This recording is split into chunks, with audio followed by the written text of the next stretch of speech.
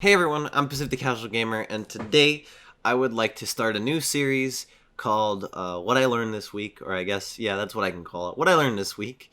And it's just a series about what I learned in Siege just this week, because there's a lot of things that you can learn from playing this game, even for like 10 hours. Like, there's a lot of stuff going on, and I just like learning. That's why I like to try to be I want to be a pro one day because I just love learning about this game. So what did I learn this week? Well, probably actually for the past 2 weeks or 3 weeks, I've learned just how important aim training is. And I think that for a lot of players who are maybe in my position where we play like a support role or even a support flex role, we devalue aim. We don't value aim as much as we should, because here's what I noticed was I'm playing all these support roles and stuff, and I'm able to do the support crap, the droning, the opening the wall, not dying, the planting, the smoking. I'm able to time those out really, really, really well.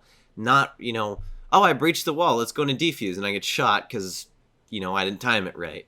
I know how to do all that, but when it comes down to all my teammates dying, I can't clutch up situations. And if you notice in Pro League, a lot of the best support players also have a bunch of, like, they have a clutch percentage, right? 1v2s, 3s, 4s, and 5s.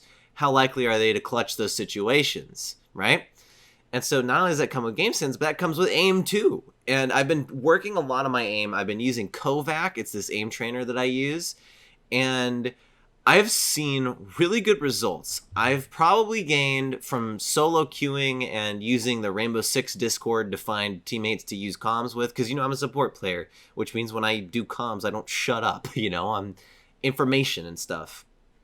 I probably gained, I've been winning a lot more. My win percentage has gone up by about 2 or 3%, which is really kind of impressive for the amount of games I played. I'm like at 141 ranked games right now. A couple scrims, a couple casuals, but 141 ranked games.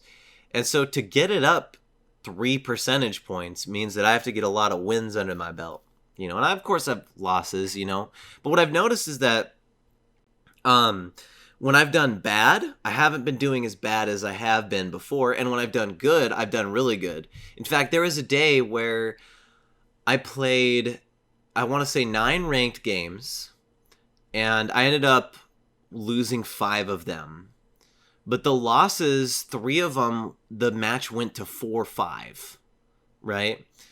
And it really came down to I would lose like my last gunfight or whatever, And then stuff like that would happen where we just get out of control, right? And I also feel like I'm not as mad.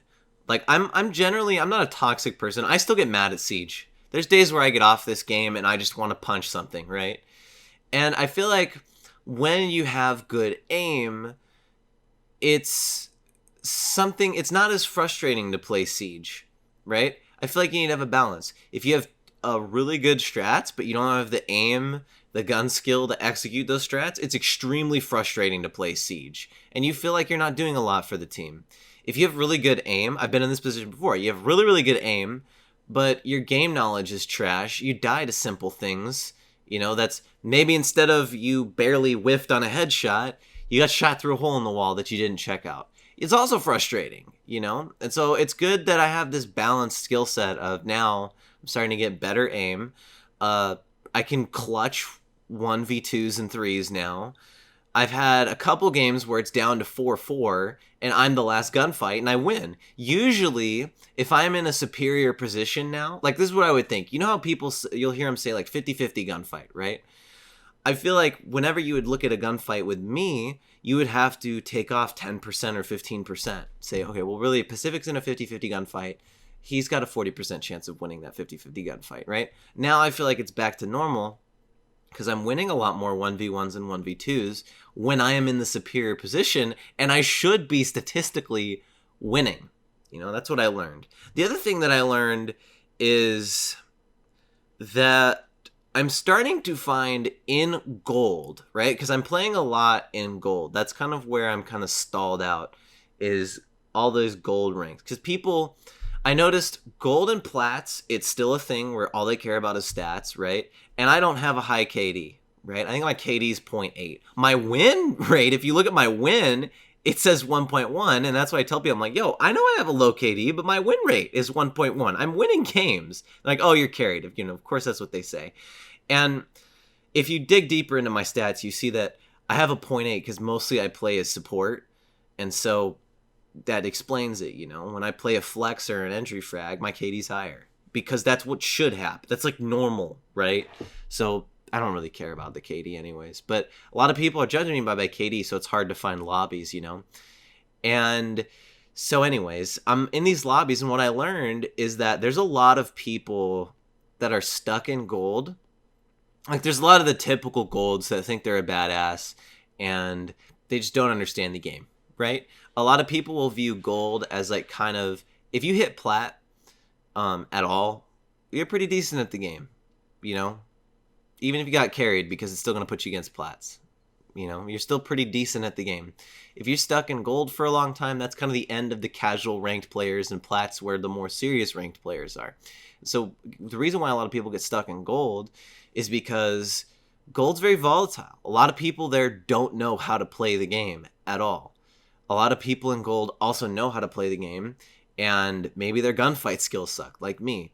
So it's really difficult I would say it's difficult to rank up or down in gold. It's very easy to get stuck, right? A lot of my experience in gold has been you win one, you lose one. You win one, you lose one. You literally have a 50-50 chance of winning your matches. And I've really learned to be okay with that and just learn and be, I'm training myself right now. I'm looking at my skill set and I'm training myself to be like the carry, right?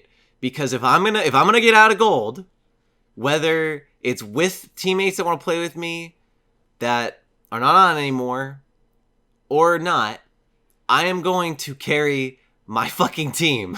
That's what I'm trying to do. And the training's been working out so far. If I have a bad day, I do average on the scoreboard, right? If you don't include support work. If I have a good day, I'm getting like 16 frags, right? I literally had a game, I'm not even kidding you, I think I had a day where I won 5 ranked games in a row. 3 of them I had top fragged. Along with, I was playing like ace the entire time. Opening walls, droning people in, they're dying. I'm the support player, I'm the backup, I'm the flank watch. I remember specifically this one round, it was Villa. I got an easy opening pick, right? Because I droned the guy out. And I was like, okay guys, we got this. 3 people die, it's a 2v4, and I'm communicating with this other random guy I've never played with before, and we sweep the floor. And I go in there, it's Buck, I frag someone, I shotgun someone, and then I snipe someone, right? That's things that should be happening when you're a support player and you know where everyone was, and I knew where everyone was. So that's kind of what I've been working on, is being the clutch player, and it's been working out really well for me. I'm having more fun because I'm not losing gunfights that I should be winning. That's when I get the most frustrated, is when, if you were to look at statistics, I'm actually doing worse than I should be doing. I'm okay if I'm doing what I should be doing, because it's what I should be doing. If I do better, great. I'm happy about that. So that's kind of what I have learned. Okay. That's kind of what I have learned this week in Siege. 2 important things is that aim is still very, very, very, very, very important. Don't undervalue aim. Okay. Don't undervalue aim, and gold really is a trash rank that you don't want to be in. I would rather be in either silver or plat than gold right now. I don't like playing in gold. It's not fun. And, I know that it's going to get worse in plat, but at least in plat, it kind of sucks. Plat 2 is that rank that I want to get, because that's where people will actually start to recognize you and pick you up for teams. If you don't have a lot of comp experience like me. I have some scrim experience and I know what I'm doing, but there's just requirements that need to be met, and I am meeting them, and it sucks, and it's terrible and horrible, and I don't like it, but goddamn am I going to do it. So guys, that's it for this video. I hope you enjoyed. If you did, let me know in the comments below. I'll come back next week with another episode of what I learned this week. So hopefully it's something a little bit more fun. Alright, I'm Pacific the Casual Gamer. I suck just as bad as you do at video games, and I'll see you guys in the next one.